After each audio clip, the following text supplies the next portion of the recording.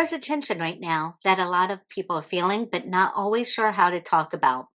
We're watching shifts happen in priorities and policies and what organizations choose to focus on, and it can feel like progress is moving forward in some ways and backwards in others.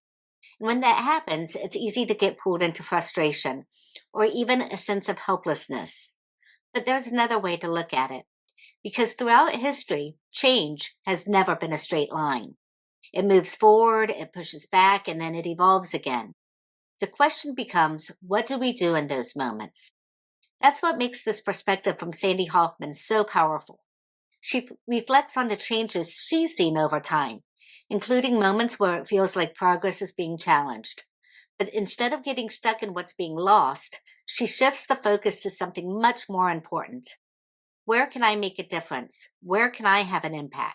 And that's the question all of us are being asked to answer right now. Thought provoking. I'd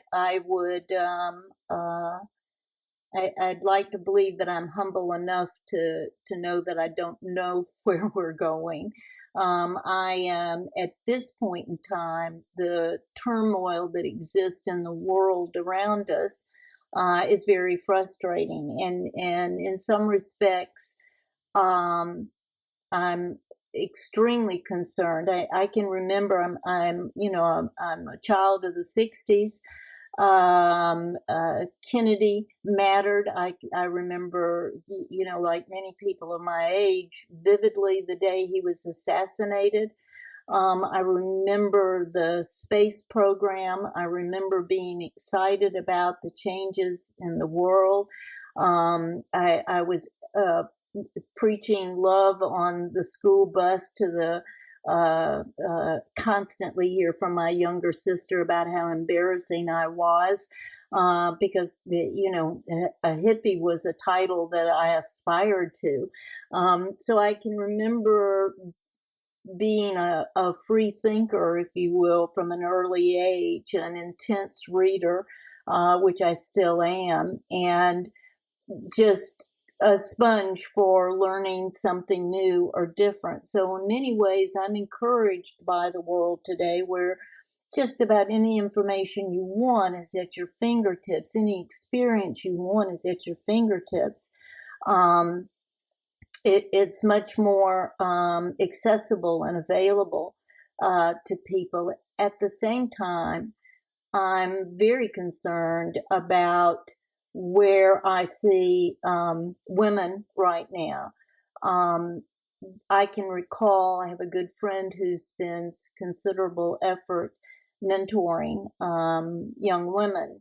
And in the last year and a half, I have watched that program get battered and beaten because companies are no longer encouraged to focus on diversity within their ranks, and somehow or another that means just wiping away advances that had been made within companies to consider all voices and all of the individuals that make up their company. And all the experiences and heritages that are brought to bear. So I find it very concerning that we are even willing to consider rolling back the advances that have been made in equality and opportunity. I mean, I am of the age at 74 when I remember when women were able to get credit cards in their own name.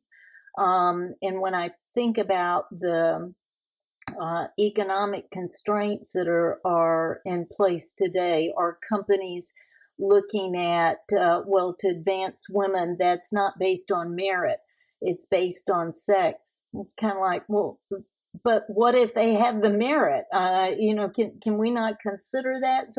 So I can get really cranked up when I think about those changes. And my solution, because I risk my own health becoming so anxious about that, and specifically, and just here in the States, the political scene around us.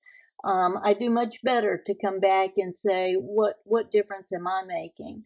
And where can I have an impact?